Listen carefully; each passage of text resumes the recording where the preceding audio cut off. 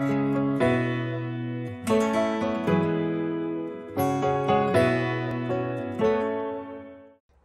everyone, today's video is on perfectionism again, but we are going to dig a little bit deeper into it.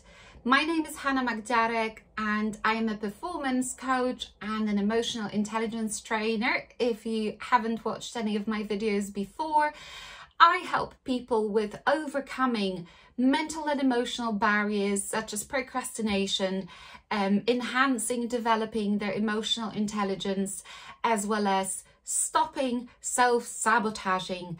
In my videos, I explain the what and why and how to really help people make the challenge of change and achieve their desired outcomes. It's very often that we are on our way to achieving the desired outcomes, but there are several mental and emotional barriers that stop us.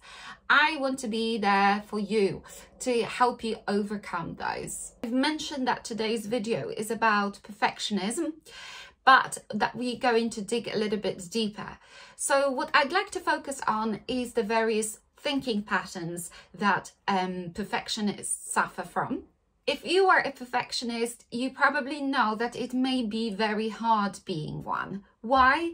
Because you put so much pressure on yourself and perhaps also on other people. You will torture yourself, being very self-critical, very harsh on yourself, and having those relentless standards. Thinking like that is likely to make you feel bad about yourself, and unfortunately, this is likely to make you feel shamed, and no one really likes to feel shamed. What's even more challenging is when you impose those unrelenting standards on other people as well. And don't get me wrong, it doesn't mean that every pushback that you make is your fault, not at all. However, it's important to sometimes ask yourself this question: am I being too hard on that person or simply myself? Am I being realistic in my expectations? This doesn't mean that you have to put up with low standards. It just means that you may need to accept them to a certain degree, or some of them. I realize that handling perfectionism can be difficult if you're a perfectionist, because it comes with some tangible advantages as well. However, it's about moderating, it's about regulating our emotions and adjusting our behavior, well, our thinking in the first place, and our identity that then helps us adjust our behavior.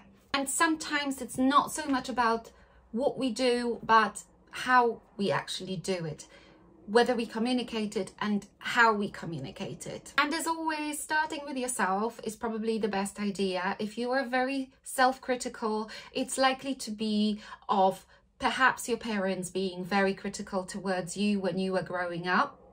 Like I said in the last video, it may be because you didn't receive enough praise, but it may be also because you received a lot of praise and learned that this is the way to impress others, or to do well, to achieve. I think that to be appreciated, you need to do something, you need to have very high standards so that people can appreciate you.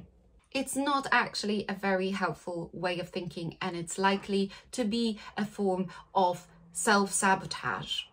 So what are those thinking patterns that I mentioned before? Well, we'll focus on 7 today.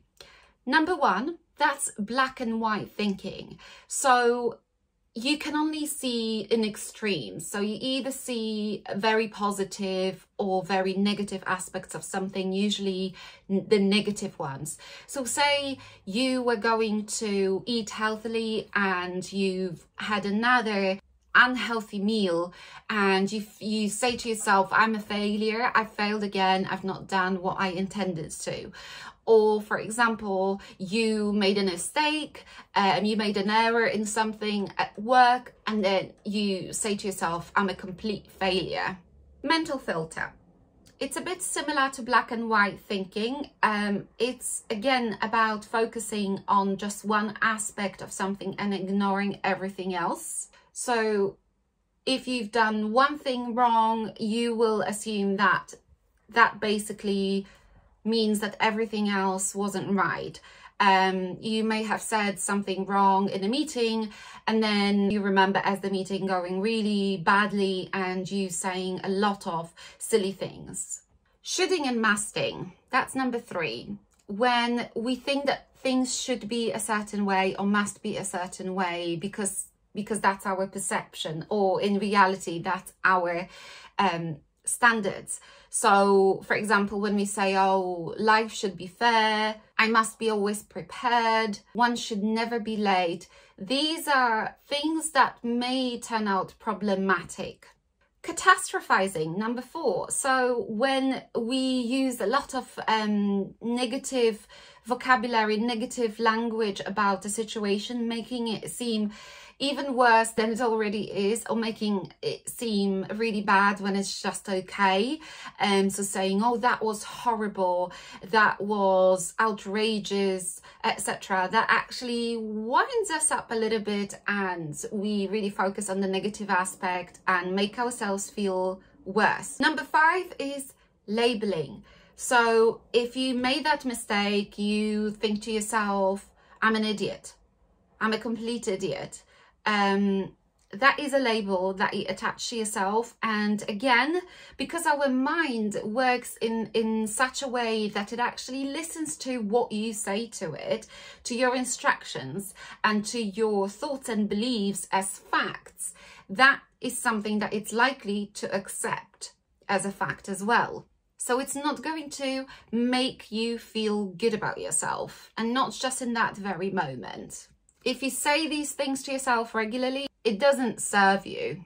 Number 6 is jumping to conclusions.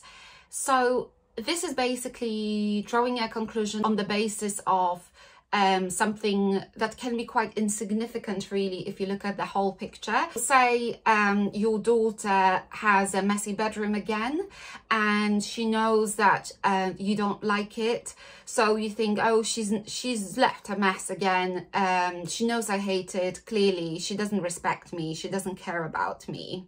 Magnification and minimizing, that's when you actually magnify other people's attributes and minimize your own. So the achievements that you've had, you consider them unimportant. For example, thinking that you only got the job because very few people applied for it. That guy only likes you because there isn't anyone better around. So you can see how these thinking patterns, how these mental filters, they can really cause us a lot of stress, completely unconsciously. And there are examples of perfectionistic behaviors. They can all lead to procrastination, avoidance behavior, excessive checking, reassurance seeking, failure to delegate, and attempts to change the behavior of others, which is hardly ever welcome. So I think becoming aware of these behaviors, which are mainly symptoms of some deeper challenges, is just the first step to be able to perhaps work towards changing them to achieve our desired outcomes, as they do very often come up as obstacles for us. So once again, if you like this video and if you like videos about this type of content, leave me a like or subscribe to my channel. I upload roughly 1 video a week on these topics, normally between Tuesday and Thursday. Thanks for watching.